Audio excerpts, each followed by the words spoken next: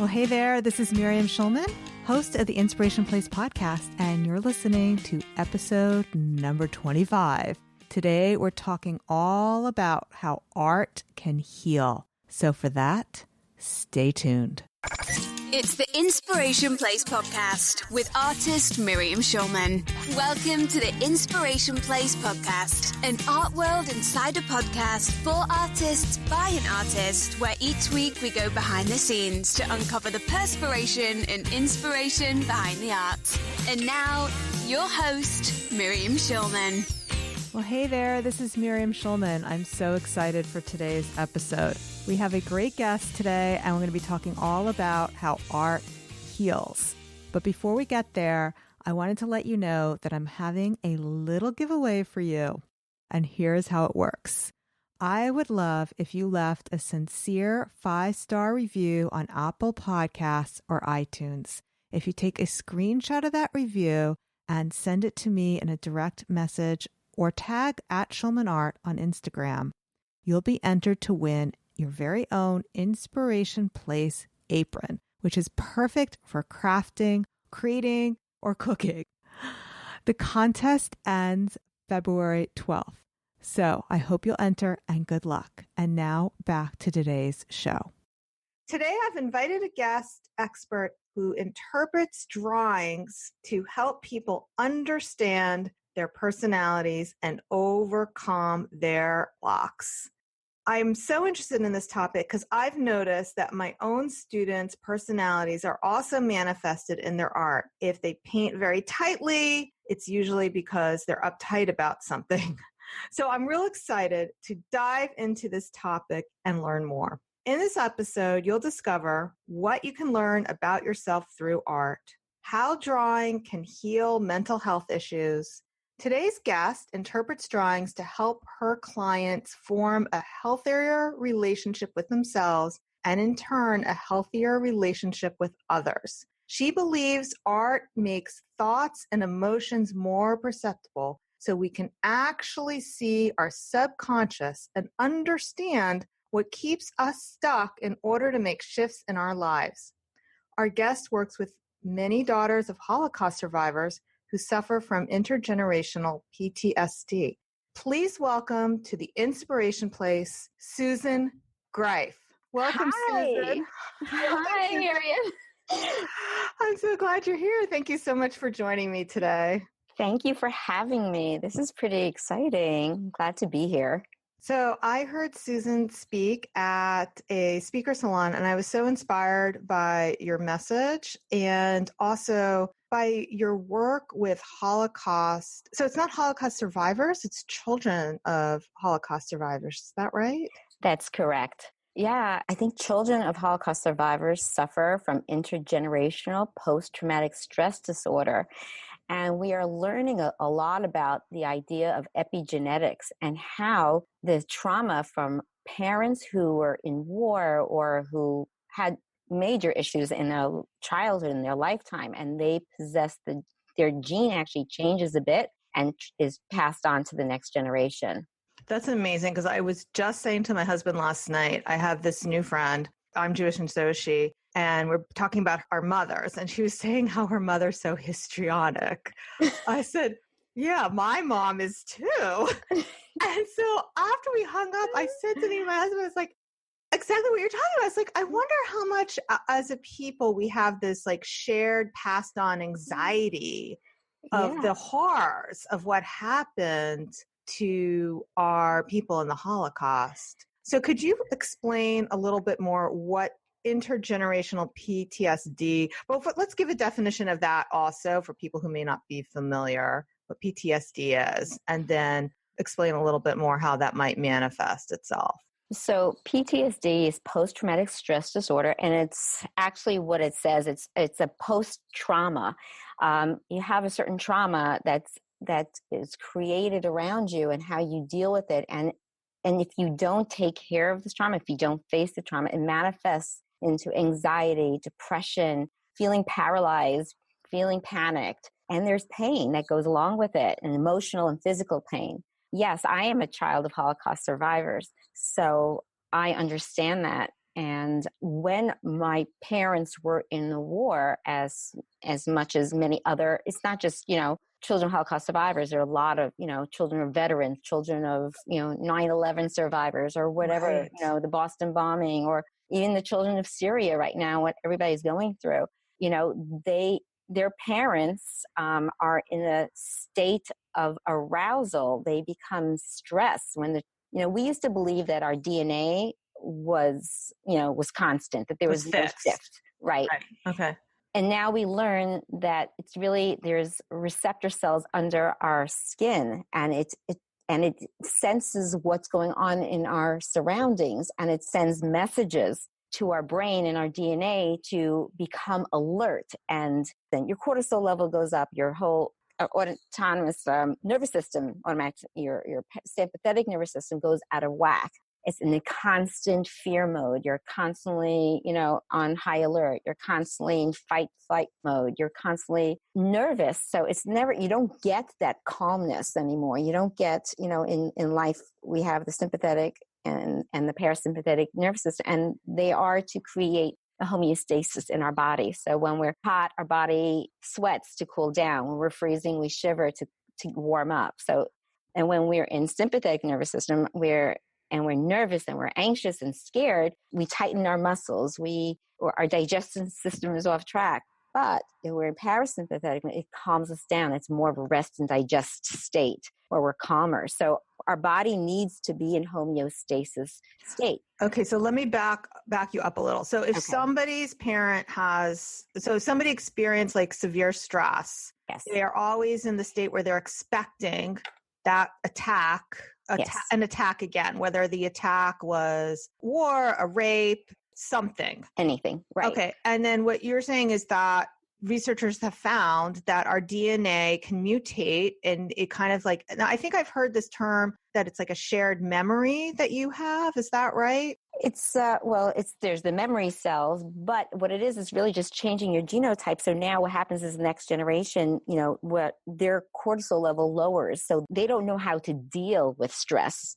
So a child of a Holocaust survivor might also be always afraid of that kind of, or a child of whatever the survival is, correct, of some sort of attack happening so that would explain the histrionic mothers. Right? Yeah. So they can't deal with it. Yeah, it's so funny because, this other woman, we have Mishugas Mondays on Facebook Live now, and it's for children of Holocaust survivors, so we can share our childhood Mishugas craziness, as we call it. My grandparents were not in the Holocaust, but they survived. Okay, just by the way, but they did survive the Depression, and right. I think there's that whole generation. So it's not just a Jewish thing, but correct. Having survived the Depression and the feeling of scarcity and not having enough. Correct. Yeah. Correct. And and not only is that the epigenetics part, but also the nurturing part, growing up.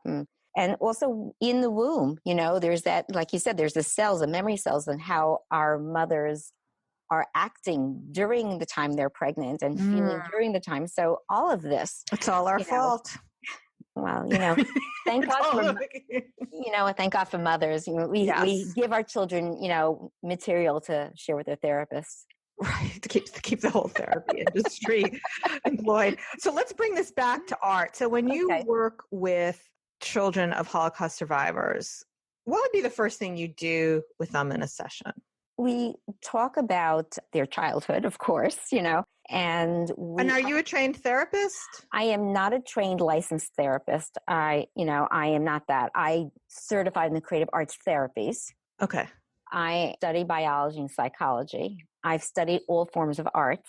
I have experience with my children as being, But the first thing you do with them is not, here are your art supplies. You do talk first. We do talk, but I do have them do a drawing, a family kinetic drawing. And what that means is they go into a regressive state, and I have them draw a scene with them and their family when they were 5 years old.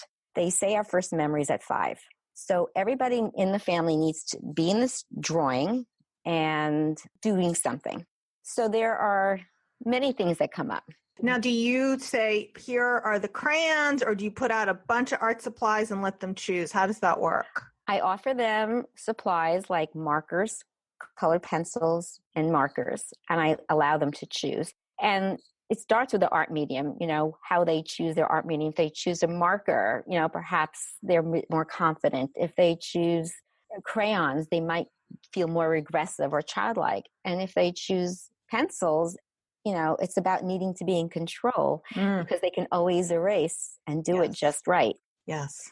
So, and the way they are acting when they draw out, they look at their gestures and their, and their feelings and how they draw is another way to see. Are they anxious? Are they nervous? Are they comfortable? What expressions are they having? Then there's the drawing themselves. Is somebody missing in their drawing? Is somebody central in their drawing? Are they showing marks of anxiety? Are they showing marks of despair? So stop. What would be, and by the way, so it's not about like how good their drawing is. It's not an objective thing at all. No, I have worked it with 3-year-olds, so it has nothing to do with their skill, how they draw. This is not a drawing class. This is very simple drawings, and it's more about the process, how they draw, what they're thinking about, what they are feeling, and they make a body-mind connection. Okay, and what would be a marker of anxiety? Can you give us an example? Yes, just constant scribbling back and forth, just like nervousness, like you're nervous. It could be if you take a tree and they constantly go like this on the bark instead of just drawing the lines maybe, or maybe a notch. And by the way, a notch in the tree could be a time in their life where they had scar, their trauma. So there's a different assessments, and I like the family kinetic drawing because you also see the relationships, how you are with the people in your family. Is there a boundary between you and somebody else? Is there somebody who's more centered? Are you tiny and insignificant? Is there somebody playing sport, like holding a bat and about to hit you in the head? All these little things. Is the colors we choose. Green. All right, so let's talk about the color. So what would the color choice tell about somebody? Can you give some examples? So red could be either anger or passion. Red and blue, if they're mixed together, sort of, that's against authority. Orange could be energy, creativity and energy. Yellow, it could be actually male-oriented or warmth or hope. There is green, which is growth in nature. Brown is also about nature and being grounded. Blue is maternal, even though it sounds like you think it's for a boy, but it's really maternal. Interesting. And calming, right? And you think about mothers more calm and men are, more. And what about pink? So you said blue is pink actually is very feminine. Pink is feminine. Okay, so blue is maternal and pink is still feminine. Yeah. Okay. Yeah, and black and grays could be depression, or dark blue could be depression also. Purple is hope, loyalty, wisdom. Okay, so now when somebody does the drawing, do you start to tell them, okay, this is what your drawing means? Or so what happens next? Okay, so after they create a drawing, I ask them to journal everything about the drawing. Okay. What do they see in it? What surprised them? What is odd? What is different? Why did you choose a specific color? What feelings did this provoke? What emotions came up? And where in your body do you feel this? Susan, are you doing this one-on-one? Or are you working with a group when this happens, or both ways? I do both. Okay. I do both. All right. Of course, I would go in a little further one-on-one. So if I'm in a group, after they write this and share this, I would point one thing out to them and ask them, why did you do this? Okay. I can't make an assumption. I may see something. And so I need to ask. For one mother, she was upset because she got called in from school and says, oh, your child was drawing these figures and it's all in black. And we're concerned because there's a negative connotation to it. It's depressing. We have to check. You have to, work on this with your child. So the mother came in to me and she said, I don't know what to do. My child, he drew black figures. What does that mean? What does that mean? So I can't make an assumption. I can think it's depressing, but I'm not going to make the assumption. Why don't you ask your child, what did he draw? She comes back the next day. She says, he was just drawing Darth Vader. So, I may see something and I will question them, but I can't make the assumption based on my knowledge. But I have to say, okay, why is this way? Why is your brother not in the picture? I just had a client, he drew a tree and the branches went out, but came back in. And this person is an introvert, branches is to reach out. He has a hard time socializing. So it's all about him again. How interesting. So there's a lot of stories. So, I had mentioned once my client who was a daughter of Holocaust survivor, and she was part of a group, and she drew a picture of her childhood, and drew a picture of herself in the shower, and it was enclosed, the shower, and she was, again, 5 years old, and she was dressed in the shower, and she had the shower come like a rain shower. And this woman was like 57. So 57 years ago, they didn't have these type of showers in the home. Yeah, you know what I'm thinking. Of course. And anyway, so there's one opening on one side of the shower where she reaches out and holds her sister's hand, and she and her sister are crying. On the other side of the shower, where there's a straight wall between her and her mother, she has a drawing of her mother's eyes darting at the daughters. And on the other side of the mother, her father's back was turned. Father's back was turned. He had no hands and feet. And she writes it, "Sorry, girls, I can't help you." Feet and hands are really a sign of being helpless. Feet can't be, you can't be independent because you can't go anywhere. And hands is about you can give or receive. So I asked her, what is the scenario? She says, it's so strange because sometimes when you're in the moment, when you're present doing your drawing, sometimes you get so in the zone, you don't even realize what you are doing. How do you help your clients do that? Because I can just imagine getting a group of people who are not artists together and getting a lot of resistance that they can't draw. Yeah, I tell them this is not an art class. We don't care what you draw. There is no judgment. This is a safe forum, and I don't care what you draw. It's not about how you draw. I mean, they'll draw stick figures. I don't care, you know. We had this discussion about what's going on. She said, I was in the shower. My mother used to watch me shower until I was old enough to move out of the house. I was not allowed. She was 16 years old. She left the home. I was not allowed to shower without my mother observing me. So I said, where was your mother during the war? She says, my mother was in Auschwitz. My gosh. And I said to her, I said, well, what happened in Auschwitz? Did she have a job? And she says, oh my God. And there she had her aha moment. Oh my God. Oh my God. My mother's job was to clean out the showers after everybody had passed. That's awful. Murdered, let's just say. Yeah. So her mother's trauma was a fear of something happening to her daughter in the shower, although logically she understood it was different. It was her mother's trauma. Yes. That was so hard for her to let her daughter go. This aha moment, usually aha moments come for the first drawing. And so she wanted to work with me further. And it took her a long time to forgive her mother, but it's about teaching her to understand her mother, where she comes from, even before the Holocaust, what was her child like, to understand where she comes from, to start to empathize and to start to forgive, because when we forgive, we let go of the anger, because the anger does nothing for the person holding it. Right. It's like that Buddha saying that holding on to anger is like holding a hot coal because you want to throw it at somebody. But meanwhile, you're the only one who gets burnt. Exactly. Yeah. So letting go. So to the point where she so forgave her mother that when her daughter had a baby, she asked her daughter to name the baby after her mother. And she let go. And she worked on herself, and she found that her relationships, and that's another thing, is like the other reason why we do these drawings is relationships tend to recreate over and over again until you learn the toxicity of your original relationship.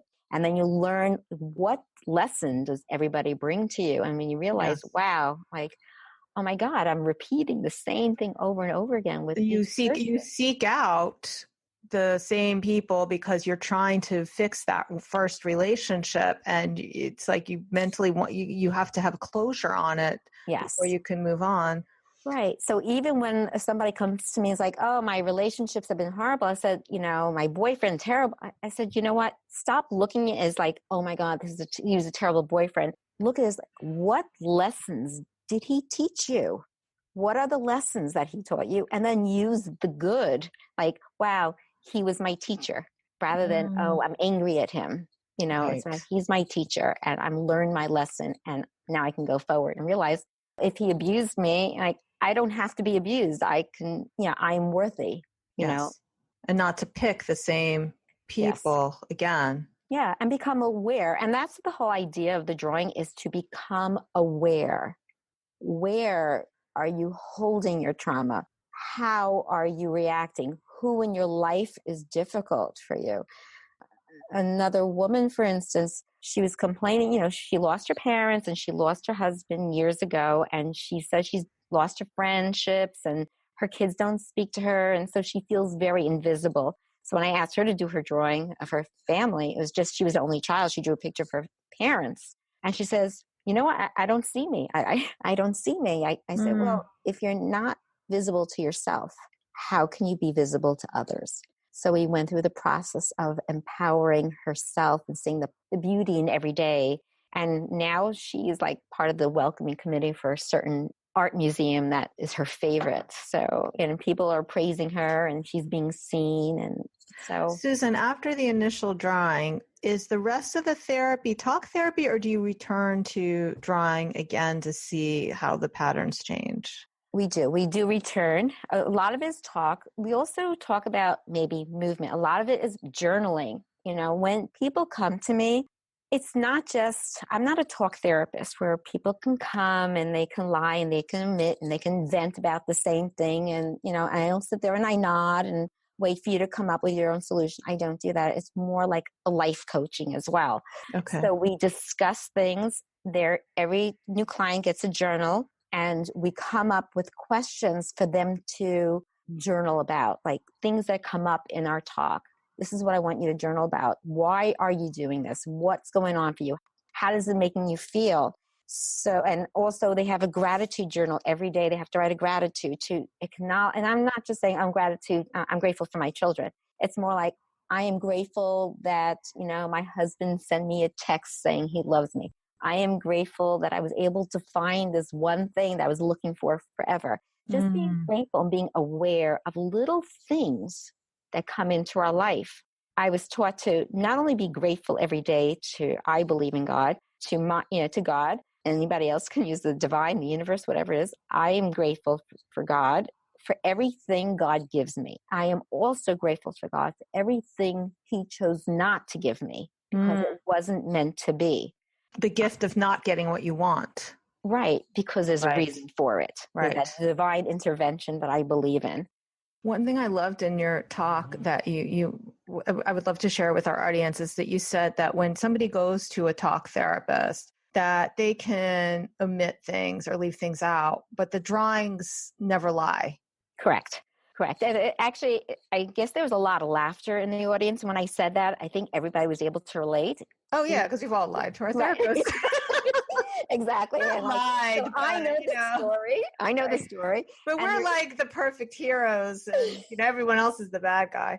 Exactly. So that's what it is. In the drawing, I look at people's strokes. I look at the pressure. I look at the colors. I look at the placement. I look at, what's missing and what's not. And then you start questioning. It's like, and they'll always say like, oh, I didn't realize oh my God, that's so weird. Like even like the other day, a woman in the support group I had, she was talking about her, two older brothers and, sometimes she felt alone. And there she was when I asked to do the family drawing, she was alone in the picture.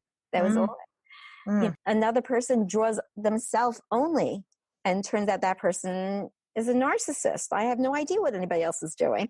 Right. So, there's the OCD comes through, mania comes through, depression comes through. So when we talk about healing, the healing part, what is the issues, the anxiety we can deal with just like, your intake, your sugar intake, your caffeine intake. And, what is anxiety? It's dealing with the unknown, the fear of the unknown.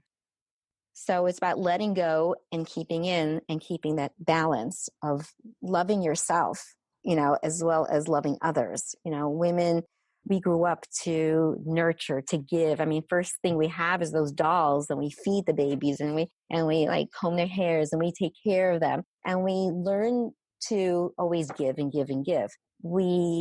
And learn to give others before ourselves. So this is why that whole metaphor about the stewardess telling, put the oxygen mask on yourself before you take care of others, is because it's not innate for us to think of ourselves first. Except in my family, the women always took care of themselves first.